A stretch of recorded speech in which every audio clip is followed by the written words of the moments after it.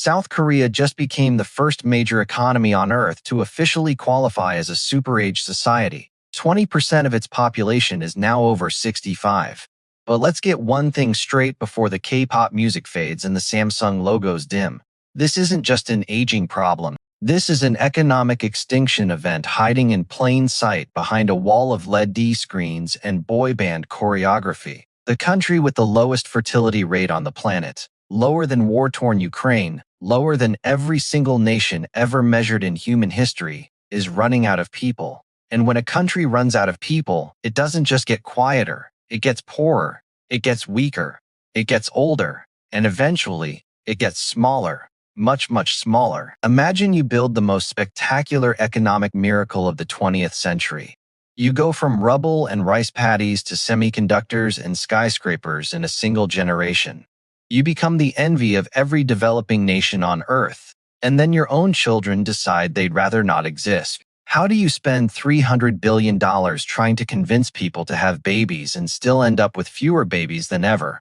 How does the country that gave the world Samsung, Hyundai, and BTS find itself unable to produce the one thing no economy can function without? People. Today we aren't looking at the headlines, we're looking at the ledger. This is the forensic audit of a nation that optimized everything except its own survival. This is the South Korea trap, or how to build a miracle and watch it eat itself alive. To understand the trap, you have to understand the miracle, and the miracle starts in the ashes. In 1953, when the Korean War ended, South Korea was one of the poorest countries on the planet. GDP per capita was $158. Not a month, a year. That is less than what a cup of coffee costs at a Seoul cafe today. The country had no natural resources, no oil, no gold, no diamonds, just bombed-out cities and 30 million traumatized people. But those people did something extraordinary. They worked. They worked harder and longer than almost any population in modern economic history. They saved everyone. They sent their children to school with a ferocity that bordered on religious devotion. And the government, authoritarian as it was, channeled that energy into an industrial machine: steel, ships, cars, electronics. They called it the miracle on the Han River. GDP per capita went from $158 in 1960 to over $35,000 by 2023. That is a 220-fold increase in one lifetime. The government didn't just encourage industry, it weaponized it. The chaebols, those massive family-controlled conglomerates like Samsung, Hyundai, LG, and SK, were given cheap credit, protected markets, and a mandate to conquer global industries. And conquer they did. Samsung alone generates revenue equivalent to roughly 20% of South Korea's entire GDP. Hyundai builds more ships than any company on Earth. Korean steel, Korean chemicals, Korean electronics flooded world markets. But the miracle had a secret engine that nobody talks about in the success stories: birth control. In the 1960s and 1970s, the South Korean government ran one of the most aggressive anti-natalist campaigns in history. The slogan was brutal in its clarity: even two is a lot. They distributed contraceptives, they promoted sterilization, they created social stigma around large families. The fertility rate plummeted from 6.1 births per woman in 1960 to 2.8 in 1980. The government celebrated fewer mouths to feed meant more resources per person. More women in the workforce meant faster growth. It was genius. It was also a time bomb with a 50-year fuse, because the children they told people not to have in 1975 are the grandparents who don't exist in 2026. The workers who were never born, the consumers who never consumed, the taxpayers who never paid. South Korea became the world's leading shipbuilder, the dominant force in memory chips, a top 5 automobile exporter, and a cultural superpower whose soft power rivaled nations 10 times its size. It went from borrowing money from the IMF during the 1997 Asian financial crisis to becoming a net creditor to the world. It joined the OECD. It joined the G20. It hosted the Olympics twice. By every measurable economic metric, it was the greatest rags to riches story in human history. And here is the first nail in the coffin: the miracle trap, because every ingredient that built the miracle is now the ingredient that is killing it.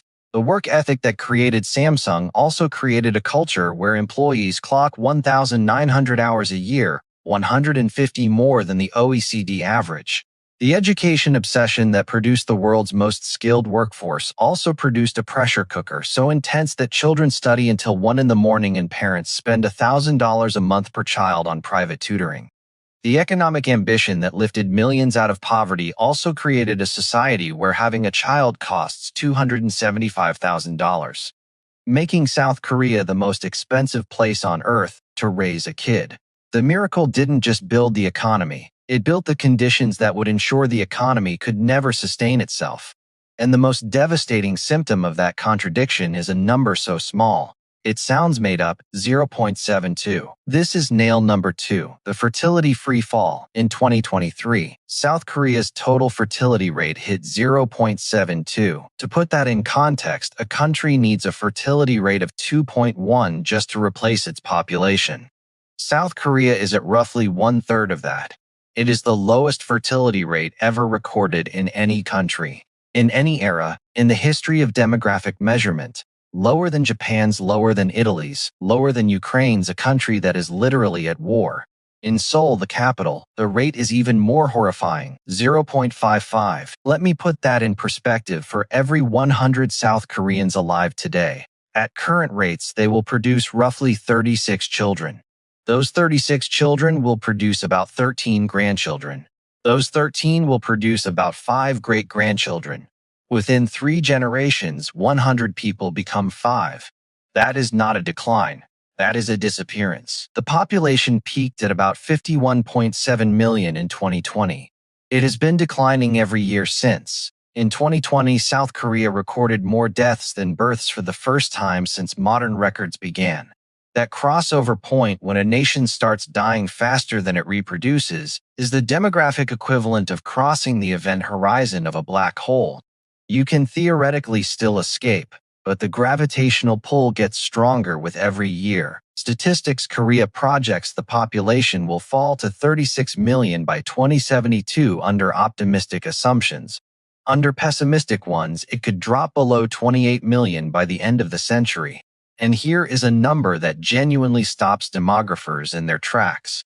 If current fertility rates persisted indefinitely, every 100 South Koreans alive today would have only 6 great-grandchildren. 6. That is not a projection built on pessimism. That is arithmetic. The median age of the country has already shifted from 19 years old in 1960 to 44.5 in 2023. By 2044, it is projected to hit 56. Imagine a country where the average person is 56, where there are more grandparents than grandchildren, where the population pyramid doesn't look like a pyramid at all, but like a cobra's head, bulging at the top and pinched at the bottom. That is South Korea's future. And it is not a distant future. It is arriving within the working lifetime of people already alive. South Korea wouldn't just shrink. It would halve. Imagine if half of every classroom, every office, every subway car, every military unit simply evaporated. That is the math. And unlike a recession, which you can recover from in a few years, demographic collapse takes decades to reverse. The babies not born in 2023 won't enter the workforce until 2045. The damage is already locked in. The future has already been written, it just hasn't arrived yet. Now, any reasonable person would ask the obvious question. Why? Why would people in one of the richest, most advanced, most connected countries on Earth simply stop having children? And the answer is not one thing. It is a machine with interlocking gears, each one making the next one spin faster. And the first gear in that machine is education. This is nail number 3. The education arms race. South Korea doesn't have an education system. It has an education industrial complex. And it is, dollar for dollar, the most expensive and most intense academic pressure cooker on the planet. Nearly 80% of South Korean children attend a Hagwon, a private cram school that operates after regular school hours. These aren't optional enrichment classes. They are survival mechanisms because in South Korea, your entire future, your job, your income, your social status, your marriage prospects is determined in large part by one test, the Sunung, the college entrance exam. One day, one test, one shot. In 2023, South Koreans poured $19 billion into the shadow education system. That is more than some countries spend on their entire public education budget. Families with teenagers in the top income bracket spend 18% of their monthly income on tutoring alone. The average family spends about $1,000 per child per month. And this isn't just rich families. Middle-class families go into debt to keep up. Working-class families take second jobs because the deeply held cultural belief is that if your child doesn't attend the right Hagwon and get into one of the Sky Universities, Seoul National Korea, or Yonsei, their life is effectively over. Think about the math from a parent's perspective. You are looking at $275,000 to raise a child from birth to 18. That is 7.8 times the country's GDP per capita. In the United States, the equivalent ratio is 4.1, and that $275,000 doesn't include the mother's lost income, which in a country with the worst gender wage gap in the OECD is catastrophic. So when a young Korean couple sits down and does the math, the calculation is brutal. Have a child and spend the next 2 decades in financial agony, working yourself to exhaustion to fund a tutoring arms race. You might not even win, or don't have a child and actually live. Increasingly, they're choosing to live. But the education pressure is only one gear, because even if you could somehow afford the tutoring, you'd still need somewhere to put the family, and that brings us to the next nail in the coffin. This is nail number 4. The housing hostage crisis. South Korea has a housing system that would make a financial engineer weep. It is called JEONS, and it is one of the most unique and increasingly dysfunctional rental systems on Earth. Instead of paying monthly rent, tenants pay a massive lump sum deposit, typically 50 to 80% of the property's market value. In exchange, they live rent-free for 2 years, and the landlord invests the deposit and keeps the returns. When interest rates were high and housing prices were stable, this worked beautifully. But now, with rates low and prices astronomical, the system has become a debt trap. Young Koreans take out enormous loans just to cover the JEONS deposit. The average single-person household now spends a third of their income on housing. And buying is even more laughable. In Seoul, the average apartment costs 20 to 30 times the median annual income. In many affluent districts, that ratio is even higher. South Korea's household debt to GDP ratio hit 93% in 2023, the highest in Asia, higher than China. Higher than Japan, the ratio of debt to disposable income reached 186%. That means the average South Korean household owes nearly twice what it earns in a year. And the speed of the increase is what terrifies economists. It ballooned from 130% in 2008 to 186% in 2023. The debt is growing faster than wages, faster than GDP, faster than anything except the despair of the people carrying it. There is a reason Parasite and Squid Game became global phenomena. They weren't just entertaining stories exported from South Korea. They were documentaries wearing fiction's clothes. The semi-basement apartments in Parasite are real. The crushing debt in Squid Game is real. The feeling that the system is rigged, that no amount of effort can close the gap between the basement and the penthouse. That is the lived experience of millions of young Koreans. And it is directly, measurably, statistically linked to the decision not to have children, and the debt crisis feeds on itself. Young Koreans locked out of housing and loaded with student debt have turned to speculative investing. They have a word for it: BIDO, borrowing to invest. In 2020, retail investors purchased a record 60 trillion won, about $50 billion. In local shares using borrowed money, they poured savings into cryptocurrency. They gambled on futures because when the conventional path to wealth, education, career, home ownership feels impossible, the casino starts to look rational. Now imagine you are 28 years old. You are working 50 hours a week at a company that expects 60. Your student loans from university are still hanging over you. Your JEONS deposit required a loan that eats a third of your paycheck. And someone asks you, hey, want to have a baby? Want to add $275,000 in child-rearing costs to that pile? Want to pay $1,000 a month for Hagwon? Want to do all of this in a studio apartment because that is all you can afford? The marriage rate tells the rest of the story. A 2022 survey of unmarried South Koreans aged 19 to 34 found that only 69.7% of women even wanted to get married. 65% of women said they didn't want children. And that brings us to the most explosive, most politically toxic, most culturally devastating gear in this machine. This is nail number 5, the gender war. South Korea is not just experiencing a demographic crisis, it is experiencing a full-blown gender Cold War, and it is tearing the social fabric of the country in half. The numbers tell a story of structural inequality so stark it reads like satire. South Korea has the worst gender wage gap in the entire OECD. Women earn 31.2% less than men. That is more than double the OECD average. In 2024, only 17.5% of managers were women compared to the OECD average of 30 to 40%. Women make up only 20% of the national parliament. The Economist's Glass Ceiling Index ranked South Korea the worst OECD country for working women. And here is the brutal calculation. If a Korean woman gets married and has a child, she faces a near impossible choice.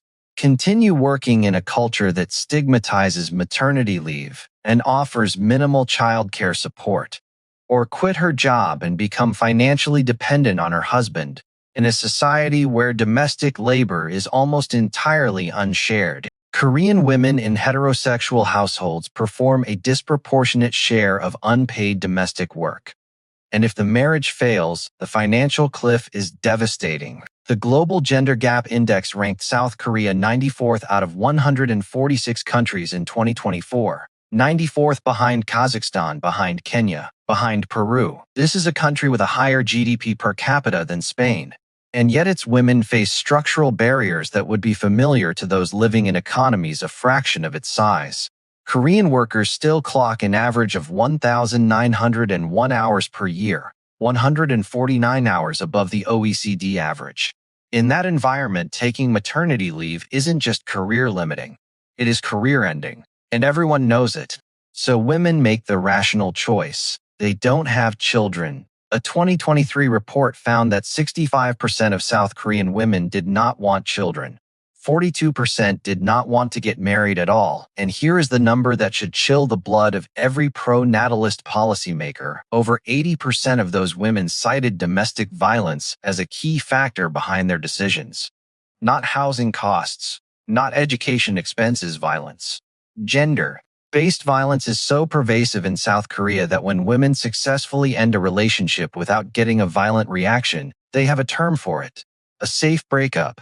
Let that sit for a moment. The concept of safely leaving a relationship is so remarkable that it needs its own vocabulary. Out of this frustration emerged the 4B movement. 4 Korean words, each starting with bi, meaning no bihan, no marriage, bicholson, no childbirth, bna, no dating, bisexu, no sex. It is a radical feminist response to what its proponents see as a society that treats women as reproductive instruments rather than human beings. The movement is considered fringe, but its sentiments are mainstream.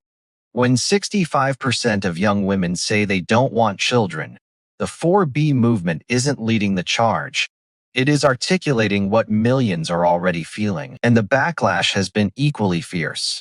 Former President Yoon Suk-yeol rode a wave of male grievance into office in 2022, winning 59% of male voters aged 18 to 29. He blamed feminism for the low birth rate. He proposed abolishing the Ministry of Gender Equality and Family. He argued that structural discrimination against women did not exist in South Korea.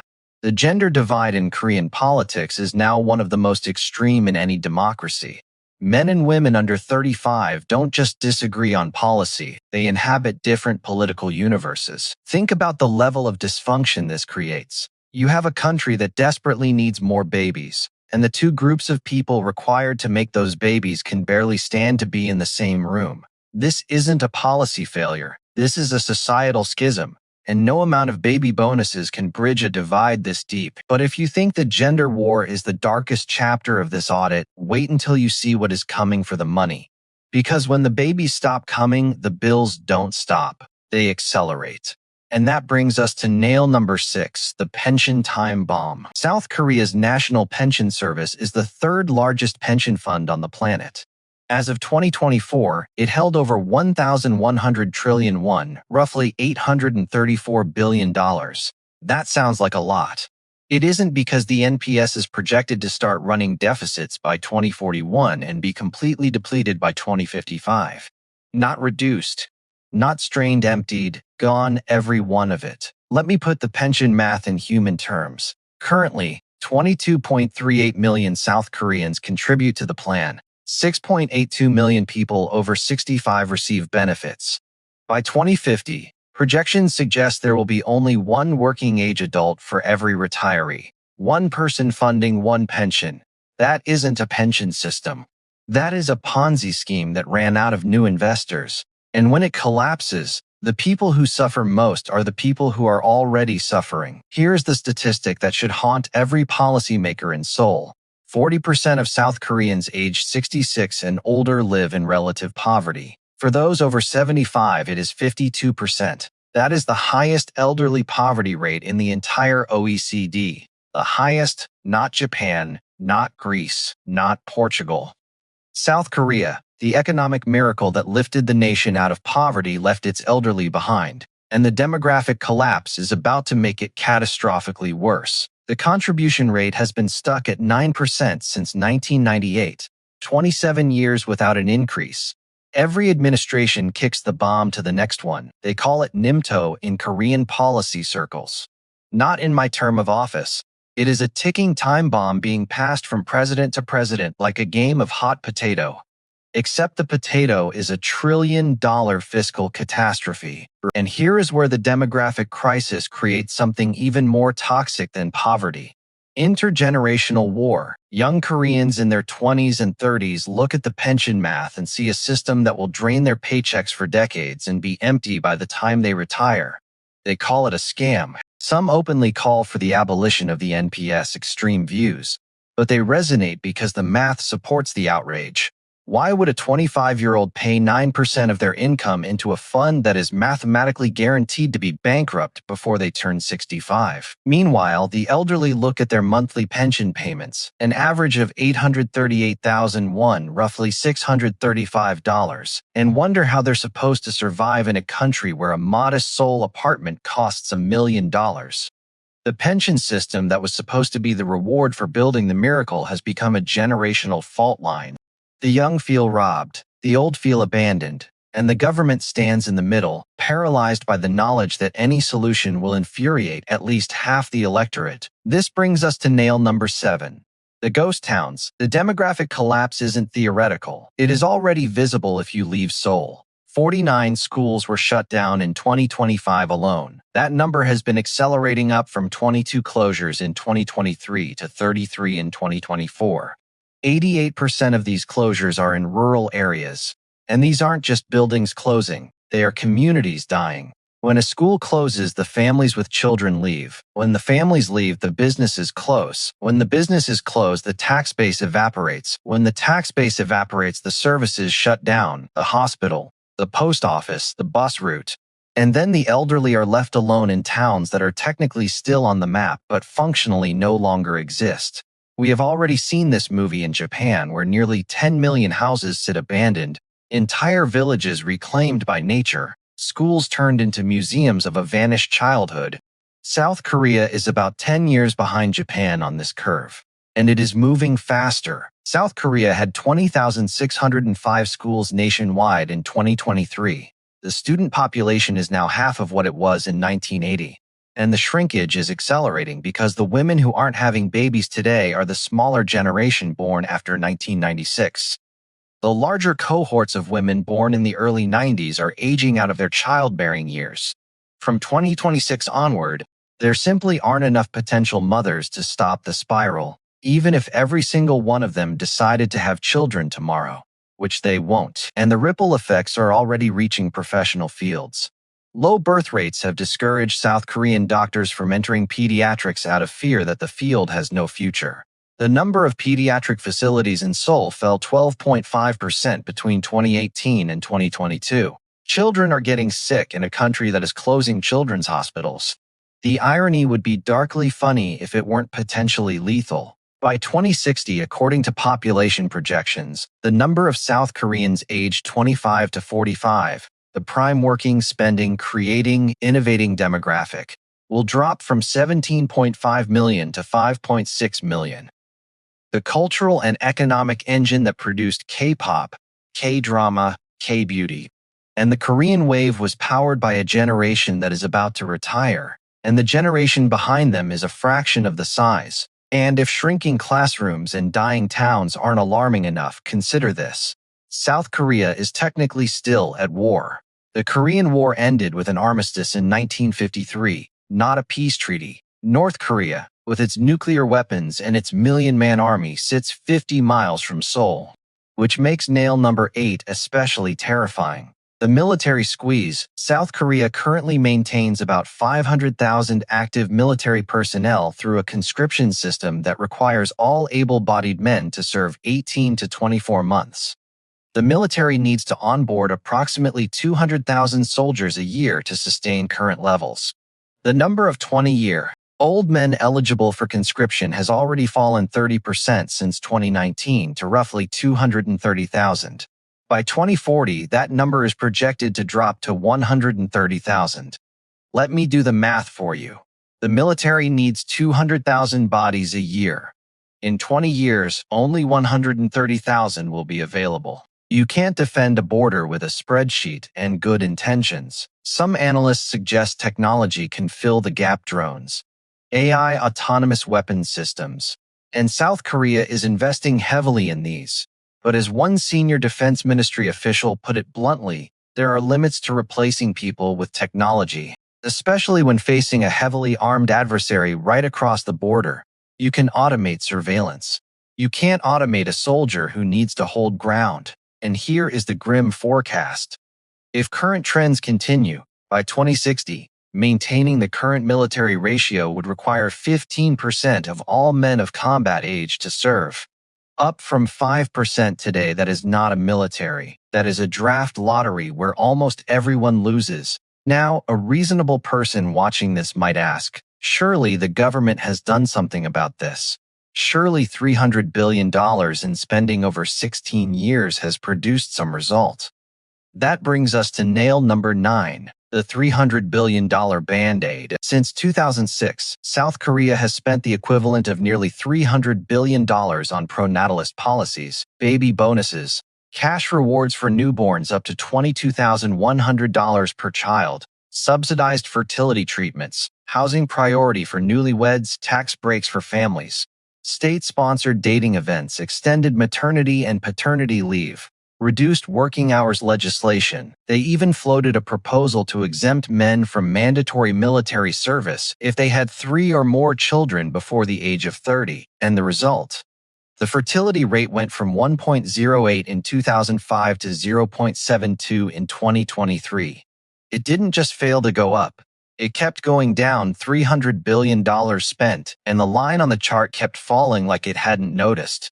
That is a 21% further decline despite the largest pro-natalist spending program in the history of any OECD country. Per capita. Let that sink in. Why did it fail? Because the spending attacked the symptoms while feeding the disease. You can offer a $22,000 baby bonus, but that doesn't change the fact that the child will cost $275,000 to raise.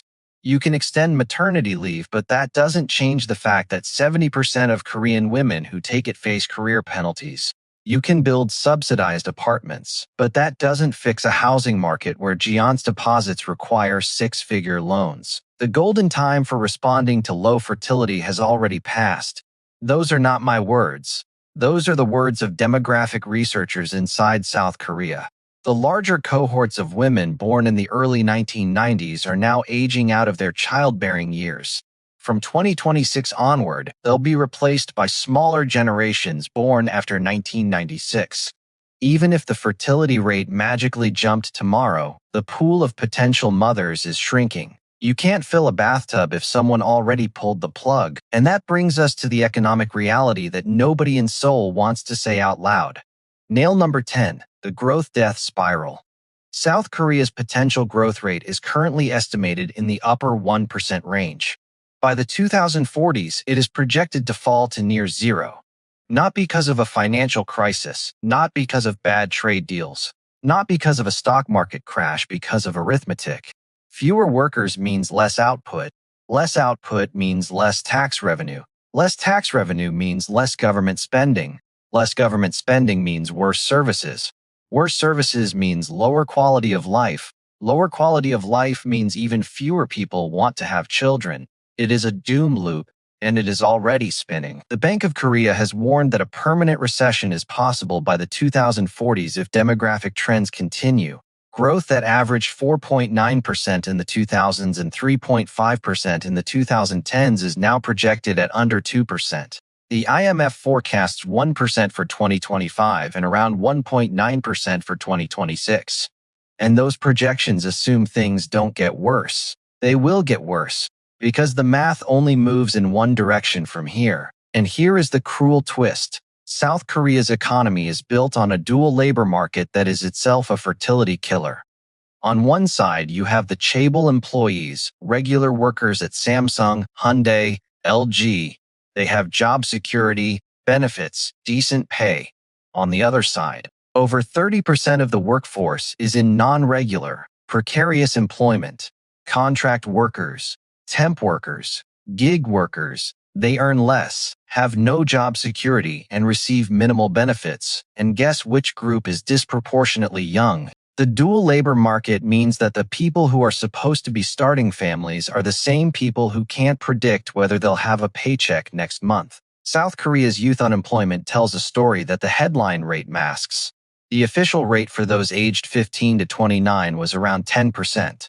But the de facto jobless rate, including the underemployed, those working part-time involuntarily, and those who've given up looking, was closer to 27%. More than 1 in 4 young Koreans is either jobless or stuck in a dead-end position. And these are the most educated young people in the OECD. South Korean women have the highest educational attainment in the entire organization. They have degrees, skills, ambition, and no path to use them that doesn't require sacrificing everything else. South Korea's economic engine runs on exports, semiconductors, ships, cars, electronics. These industries require skilled workers, engineers, technicians, researchers, and those workers come from universities that are already struggling to fill seats. In 2024, several universities failed to meet enrollment quotas. Within a decade, analysts predict a wave of university closures that will mirror the school closures already happening in rural areas. When the pipeline of talent dries up, the industries that made South Korea rich will face a choice: automate aggressively or move production overseas. Either way, Korean workers lose. Immigration could theoretically help, but South Korea is one of the most ethnically homogeneous societies on Earth. Foreign residents make up only about 4.3% of the population. Cultural resistance to large-scale immigration is deep, and even proponents acknowledge that immigration alone cannot solve a fertility rate of 0.72. You'd need millions of immigrants per decade, at a scale and pace that would fundamentally transform the society. Speaking of which, let's talk about something that rarely makes the economic analyses but sits at the very core of this crisis: the suicide rate. South Korea has the highest suicide rate in the entire OECD. The highest, and it is not disconnected from the demographic crisis. It is a symptom of the same disease.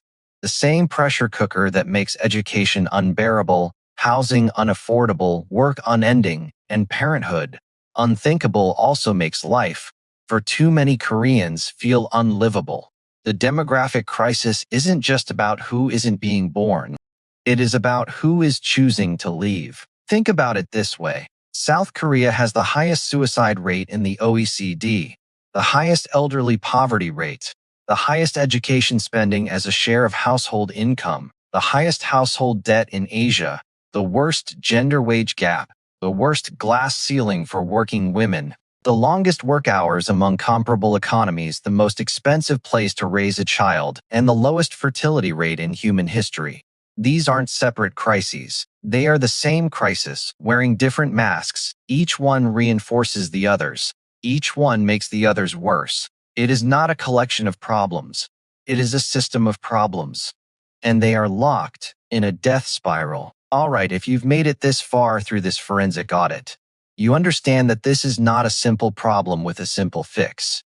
And you understand why hitting that subscribe button matters, because the economic story of South Korea's demographic collapse is going to be one of the defining stories of the next 30 years. It will reshape global supply chains, military alliances, and pension systems worldwide. And this channel will be here to audit every chapter. Now, before we deliver the verdict, there is one more nail, and it is perhaps the cruelest irony of all. Nail number 11, the political paralysis. In December 2024, President Yoon Suk-yeol briefly declared martial law before being impeached. The political crisis that followed threw the country into months of uncertainty. A new president was elected in June 2025, but the demographic crisis predates Yoon. It will outlast his successor, and it will outlast the one after that. Because here is the political trap within the demographic trap. Every solution is politically toxic. Raise the pension contribution rate from 9%. Workers revolt. Cut pension benefits. The elderly, who already have the highest poverty rate in the OECD, suffer more. Increase immigration. Cultural resistance blocks it. Reform the education system to reduce Hagwon dependency. The Hagwon industry is a $19 billion lobby. Address gender inequality to make motherhood viable. Half the young male electorate views feminism as the enemy. Every lever that could slow the demographic collapse is attached to a political tripwire.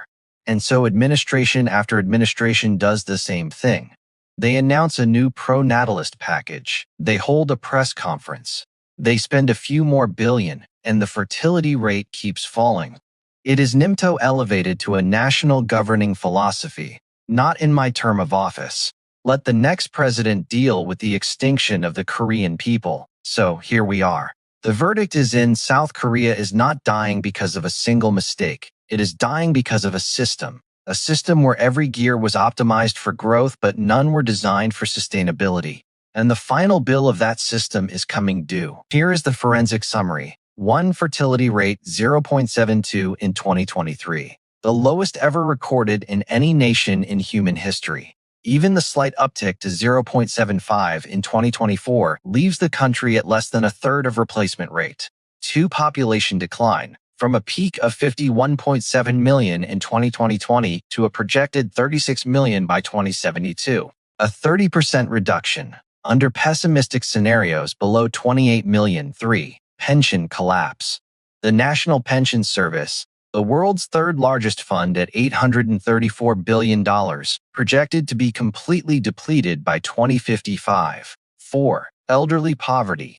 40% of South Koreans over 66 live in poverty. 52% of those over 75. The worst rate in the developed world. 5. Education costs. $275,000 per child, 7.8 times GDP per capita, the highest ratio on Earth. 6. Household debt, 93% of GDP, 186% of disposable income, the highest in Asia. 7. Gender wage gap, 31%, the worst in the OECD, more than double the average. 8. Military readiness.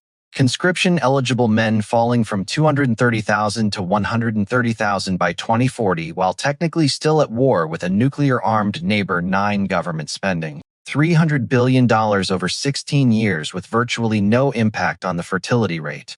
10. Growth trajectory. Potential growth rate falling toward zero by the 2040s with permanent recession a realistic scenario. There will be reforms. There will be committees. There will be 10-year plans and policy papers and another $100 billion spent. But the math doesn't negotiate. You cannot legislate fertility. You cannot tax your way out of a shrinking population. You cannot export your way out of a workforce that is evaporating. And you cannot borrow from a future that has fewer people to pay it back. South Korea's tragedy is not that it failed. Its tragedy is that it succeeded so spectacularly, so completely, so overwhelmingly, that it crushed the very human behaviors that make a society possible. It optimized for GDP and forgot about life. It built the world's best semiconductors and forgot to build a world where people wanted to bring children into it. It created a pressure cooker of achievement and didn't notice that the steam was escaping through the one valve it couldn't control.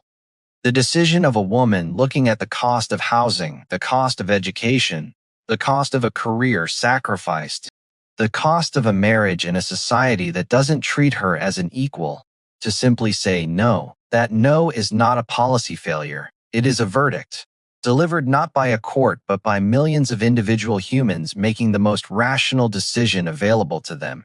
And when millions of rational decisions add up to national extinction, the problem isn't the people. The problem is the system that made those decisions rational. South Korea built the miracle. Now the miracle is eating its children, not literally worse, by making sure they were never born. History is full of civilizations that collapsed because of invasion, plague, famine, or war. South Korea would be the first civilization in recorded history to collapse, because it simply optimized itself out of existence. The Romans fell to barbarians. The Mayans fell to drought. South Korea, if current trends continue, will fall to Excel spreadsheets, to cost-benefit analyses performed in the heads of 28-year-olds deciding whether they can afford to bring another human into the world. And here is what makes this a genuine tragedy rather than just an economic case study. The people making this decision are not selfish. They are not lazy. They are not nihilistic. They are the most educated, most hardworking, most ambitious generation in Korean history. And they have looked at the deal their country is offering, the crushing debt, the impossible housing, the career-destroying parenthood, the gender inequality, the education arms race, the 60-hour work weeks, and they have concluded, rationally, soberly, and heartbreakingly, that bringing a child into this system would be an act of cruelty. When a generation decides that the most loving thing they can do for their children is to not have them, the indictment isn't of the generation. It is of the system. And that is the final verdict of this forensic audit. If you found this forensic deep dive valuable, hit that like button and subscribe. Because the South Korea trap isn't just a Korean story. It is a warning to every advanced economy on Earth. Japan is 10 years ahead on the same curve. China is following close behind. Europe is already there. And even the United States is starting to feel the first tremors. The story of how South Korea rebuilds or whether it can is going to define the next half-century of economics. I'll see you in the next one. And remember, economics isn't just about money. It is about people and what happens when a country decides it can't afford to make any more of them.